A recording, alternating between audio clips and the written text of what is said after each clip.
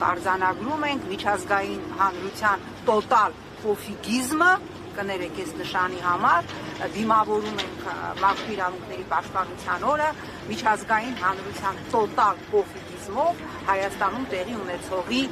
բռնաճնշումների վերաբերյալ։ Այսօր մի քանի տասնյակ մենք քաղաքական կալանավորներ ունենք, մենք ունենք սրբազաններ կալանավորված, որոնցից երկուսի վիճակը միջազգային բոլոր կոնվենցիաներով, որի տակ ստորագրել է Հայաստանը, նրանց առողջական վիճակը, նրանց հիվանդությունները եւ մասնավորապես Միքայել Սրբազանի այնպիսին են, որոնք անհամատեղելի են կալանքը որպես խափանման միջոց կրելու հետ, բայց մենք շարունակում ենք տեսնել Արդարադատության նախարարի սենց ջոկոնդայի ժպիտը, ով նույնիսկ հերքում իր ենթակայության տակ գտնվող քրեակատարողական հաստատությանը, ով տվել էր եզրակացություն, որ Միքայել Սրբազանը վիրահատության կարիք ունի եւ հայտարարում ազգային ժողովում, որ չկա այնպիսի հրատապ խնդիր Միքայել Սրբազանի հետ կապված։ Մենք տեսնում ենք, այսօր մենք հավաքվել ենք, ահա մենք տեսնում ենք, այստեղ նաև ես ուզում եմ, որ մենք այս ճաղավանդակը տեսնենք խոսքի ազատության համար, ընդհանրապես բարձրաստիճան պաշտոնյայի արձագանքելու համար այսօր ազատությունից զրկված են մեդիա գործիչներ, մեծ լսարան ունեցող մեդիա գործիչներ, եւ եկեք մի պահ վերադառնանք, ասենք 2017 թվական եւ պատկերացնենք միջազգային հանրությանը ես հիմա քնքշորեն կդիմեմ Նիկոլի լեքսիկոնով եվրոյոնջաների, չնեղանաք Նիկոլն ա ձեզ ասել եվրոյոնջաները ինչպես կարձագանքեին, եթե հետույք բառի համար, օրինակ, այն խմբագրությունում, որտեղ ես եմ աշխատել հայկական ժամանակում, ինձ կամ Նիկոլին կամ որևէ մեկին տանեին եւ կալանավորեին, ասեմ ինչ կլիներ, ես հիմա կնկարագրեմ ինչ կլիներ, չարտերային ռեյսով անմիջապես Հայաստան կգային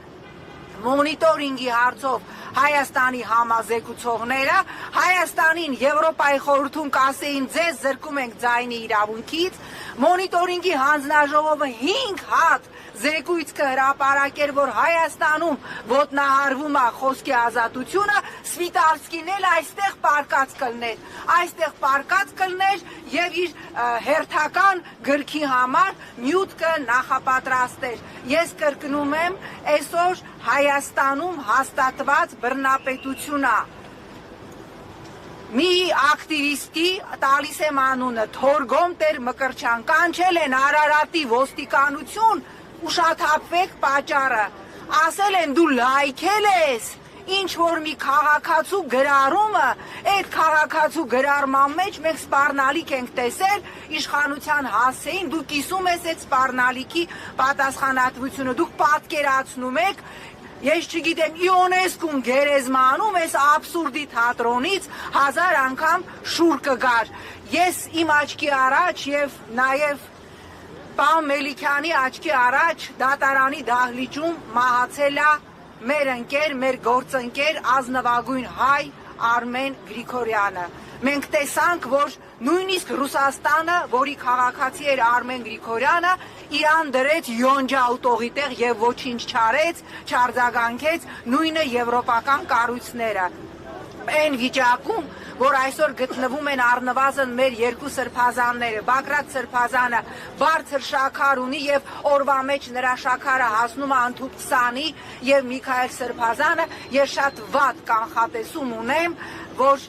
մի օր մենք կանգնելու ենք նույն խնդրի առջև, ինչ որ տեսանք դատարանի դահլիճում Արմեն Գրիգորյանի հետ, իսկ նրան կալանք տվող, հիշում եք, դատավորը Արուսյակ չգիտեմ ինչյան, հետագայում մի հատ սպիտակ խամերի վրա փռված նկար էր գրել եւ ասել էր ես պրոբլեմ չունեմ, ես ամեն ինչ արել եմ ճիշտ, հետո նույն կնոջը մենք հանդիպեցինք հակակոռուպցիոն դատարանում, նա դատվում էր բացառապես ուրիշ գործով։ Ես կրկնում եմ, մենք այսօր ունենք մի քանի տասնյակ քաղաքական կալանավորներ, մարդկանց խոսքի համար, Facebook-յան գրառման համար տանում եւ կալանավորում են, այս կերպ Նիկոլ Փաշինյանը այս ռեժիմը փորձում է 26 թվականի ընտրական process-ից առաջ իր վերարտադրության համար ստեղծել ջերմոցային պայմաններ։ Պիտի չլռենք, լուծումը սա է, պիտի խոսենք եւ պիտի բարձրաձայնենք։ Շնորհակալություն։ 168 թեմի հարգելի հետևողներ, ինչպես տեսնում եք, այստեղ